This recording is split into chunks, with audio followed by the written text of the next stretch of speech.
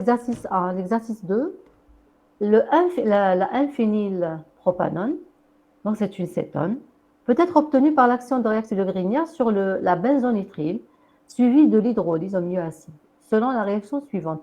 Quand on vous donne une expression comme celle-là, il faut réécrire l'expression sous forme de réaction. Donc, vous allez écrire la benzonitrile. Donc, l'action d'un réactif de Grignard. Le réactif de Grignard, c'est quoi? Organomagnésiens. C'est un organomagnésium, donc RMGX. Vous rajoutez la benzonitrile, donc phi c'est triple liaison N, voilà. Vous allez poursuivre avec une hydrolyse, vous allez obtenir le composé phénylpropanol, c'est la phénylpropanol. Voilà. Donc, le composé hadaya, c'est la phénylpropanol, il a été synthétisé à partir d'un composé nitrile, donc d'un organomagnésium, suivi d'une hydratation. Alors, détermine la formule brute de réactif de Grignard, RMGX, et détaille le mécanisme mis en jeu.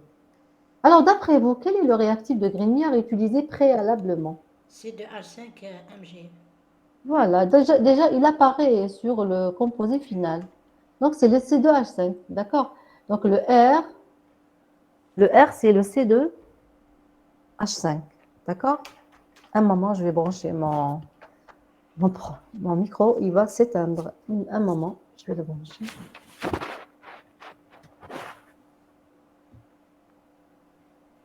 Très bien. D'accord? On vous demande de donner la formule développée du réactif de Grignard, c'est C2H5 MgX. Bon, le X, il peut être, là, c'est le Br, hein, d'accord? Là, c'est le brome. Le X, il est l'halogène. Ici, c'est le brome. Bonjour. Voilà. Alors, le réactif de Grignard, c'est C2H5. Alors, la fonction nitrile, on va détailler le mécanisme. C'est un organomagnésium. C'est une... quel type de réaction on va avoir ici? Addition Fonction nucléophile. nitrile, c'est une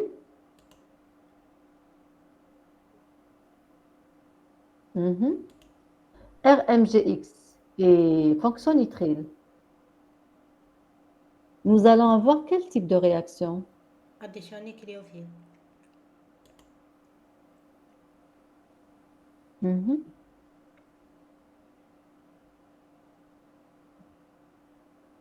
Organomagnésium plus sa fonction nitrile.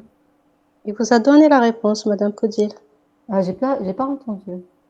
Il a répondu deux fois de suite. C'est pour ça, ça m'a étonné le fait que. J'ai pas entendu. Hein. Non, non, pas du tout. C'est une addition nucléophile. Voilà, ما سمعت. Donc, c'est une addition nucléophile. Alors, le R, c'est le nucléophile ici, c'est qui? C'est le R. Très bien. Le nucléophile, c'est le R-, d'accord? C'est lui, le nucléophile sur la réaction. Celui qui va s'additionner sur le carbo plus, voilà. C'est plus. Voilà l'addition. Donc, c'est le R- va se fixer sur le carbone de la fonction nitrile, qui est chargé positivement. Et le MgBr, il va se fixer sur le double non-liant de l'azote. Voilà, vous allez former ce composé, ce premier composé. Maintenant, cette molécule, vous allez rajouter l'eau. Vous allez obtenir, et on va faire l'hydrolyse, vous allez précipiter l'organomagnésium sous forme d'un sel et vous allez obtenir la première fonction nitrile, émine plutôt. La réaction se fait en deux fois, c'est-à-dire l'eau, on va utiliser l'eau en excès. Vous allez utiliser l'eau en excès, vous rajoutez encore une molécule d'eau, vous allez faire l'addition nucléophile, toujours, et vous allez former ce composé. Cette molécule, donc cet ion, il est instable. Voilà, vous allez avoir un réarrangement. D'abord, le H+, qu'on a utilisé, non, la molécule, on va perdre justement le H+, il va être, vous allez avoir départ de H+, pour former la fonction OH, d'accord? On forme d'abord la fonction OH. Le H+, qui est là, il va se fixer sur l'azote, pour le doublet non liant. Voilà, il va prendre le proton de l'ion oxonium. On va former, il y aura deux composés nucléophiles sur le carbone. Ça sera le OH et le NH2. Alors, le OH et le NH2 sur le carbone, c'est instable. La molécule va se réarranger pour former le composé le plus stable. Et le composé le plus stable, c'est le carbonyle. D'accord? Donc, c'est instable. Vous allez avoir un réarrangement. Vous allez avoir cette double liaison sur de l'oxygène qui va se barboter sur le carbonyle. Cette double liaison qui a réagi, elle va être récupérée. Départ de H+, H+, il va se fixer sur le doublet non liant de l'azote. Donc, le doublet non liant, quand il va se barboter sur cette liaison, il va éliminer NH3 comme gaz. Départ de NH3.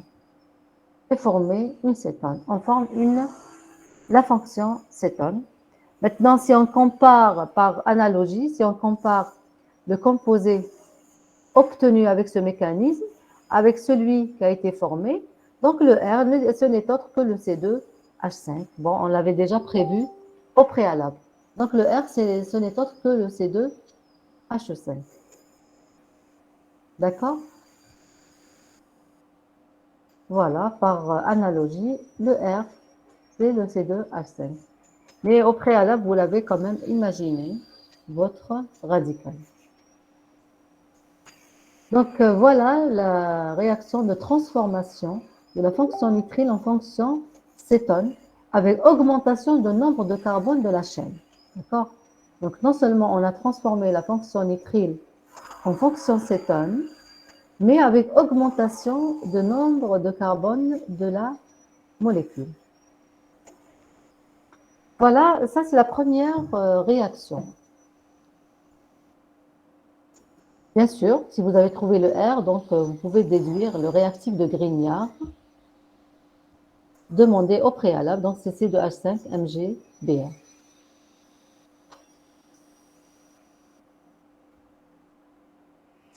Alors, on se propose de synthétiser un alcool tertiaire. Bon, est-ce qu'il y a des questions jusque-là, pardon?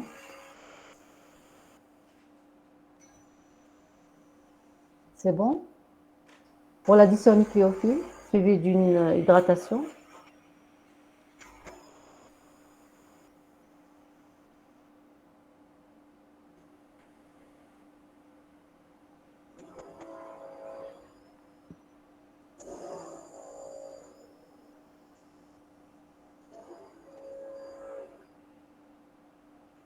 Est-ce que c'est clair? Oui, madame, c'est clair. D'accord, donc c'est des réactions que vous avez déjà vues. La même chose ici. Nous allons faire une réaction que vous avez vue aussi dans la série des alcools. Vous l'avez déjà vue.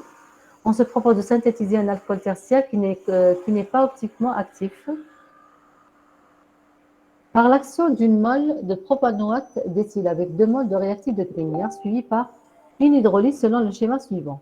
Bon, vous a expliqué exactement la réaction, donc on vous l'a écrit. Mais on peut, dans certains cas, dans un examen par exemple, on ne vous donne pas la réaction. Avec un paragraphe pareil, vous pouvez transformer votre paragraphe en une série de réactions. Donc, sinon, il faut lire attentivement. Donc, il s'agit d'un ester. Vous allez lui rajouter 2 fois le réactif de Grignard. Et à la fin, vous allez faire l'hydrolyse, c'est-à-dire vous allez précipiter l'organomagnésium. Alors, la réaction Hadi, elle se fait au milieu anhydre. Il faut que ça soit un milieu très sec, sinon le réactif de Grignard ne peut pas résister. Qu'est-ce qu'on va obtenir avec cette réaction? On vous dit qu'on obtient un alcool tertiaire. Déjà, vous avez une idée sur ce que vous allez obtenir à la fin. Donc, c'est un alcool tertiaire. Vous obtenez un alcool tertiaire, donc vous allez faire 2 fois l'addition. Détaillez le mécanisme de cette réaction. Alors, vous allez faire une addition. Alors, il s'agit de quelle addition? Quel type d'addition? Électrophile, nucléophile? Alors, Nucléophile. nucléophile. Vous avez un carbonyle, qu'il soit acide, qu'il soit ester, qu'il soit. Vous avez une addition nucléophile d'un organomagnésium sur un carbonyle. La même chose pour le carbonitrile. Hein. Même carbonitrile, on fait des additions nucléophiles sur les carbonitriles. L'imine aussi. Donc, quand il y a un réactif de Grignard, il y a des additions nucléophiles sur des liaisons C double liaison O ou bien C double liaison N. L'ester plus 2 fois la molécule, donc vous allez avoir alcool tertiaire. Donc ça, c'est une donnée que vous connaissez. Maintenant, on va détailler le mécanisme. Alors, CDH5, on va faire la première addition. Le premier noyau aromatique qu'on va additionner sur le carbonyle. On va former OMGBr. Et C6H5 qui va se fixer sur le sur le delta plus, sur le carbone chargé positivement, bien sûr. Nous allons former ce premier composé. Alors ici, si vous rajoutez de l'eau, vous allez précipiter l'organomagnésium, c'est-à-dire la réaction va s'arrêter. Là, on ne va pas précipiter l'organomagnésium, on va rajouter le deuxième organomagnésium. Donc, on va faire le deuxième attaque. On va rajouter la suite. Alors, maintenant, qu'est-ce qui va se passer? On aura un réarrangement, parce que cette molécule, elle n'est pas très stable. Il y aura un réarrangement. Vous allez former le premier carbonyle avec C2H5OMGBr. Voilà. Donc, vous avez deux groupements OR sur la même molécule. C'est instable. On forme en général un carbonyle. Si vous avez toujours deux liaisons OR ou bien OH sur le même carbone, vous formez un carbonyle. C'est instable. Alors, l'organomagnésium, il restera comme ça. Si vous rajoutez de l'eau, il va précipiter. D'accord? Nous allons faire la même réaction, mais avec un autre organomagnésium. Nous allons rajouter un autre organomagnésium. Vous allez avoir la deuxième addition du noyau aromatique sur le carbonyle, sur le delta+, donc la deuxième attaque. Et bien sûr, le MgBr+, il va se fixer sur le double non-ion de l'oxygène. Et nous allons avoir le deuxième R qui va se fixer sur le noyau aromatique. Et enfin, la réaction va continuer. Quand vous allez rajouter l'eau, l'organomagnésium va précipiter sous forme d'hydroxyde et vous formez l'alcool. Alors, vous allez former l'alcool tertiaire plus le MgBrOH, l'hydroxyde de l'organomagnésium, c'est un sel, il va précipiter. Et bien sûr, on régénère l'acide qui a été utilisé comme catalyseur, le H+. Donc, vous formez l'alcool tertiaire plus MgBrOH. Donc, cette réaction, vous l'avez vue, la série des alcools. C'était la dernière réaction du premier exercice. Pardon? Oui, درناها هذه في la série تاع les alcools. Voilà, vous avez fait cette réaction dans la série des alcools. Voilà. Est-ce qu'il y a un carbone asymétrique? Ici, on vous dit que le composé ne contiendrait pas de carbone asymétrique. Vous avez deux composés qui sont identiques, donc il n'y a pas de carbone asymétrique. Vous obtenez l'alcool tertiaire HADA à 100%. Il n'y a pas de configuration asymétrique.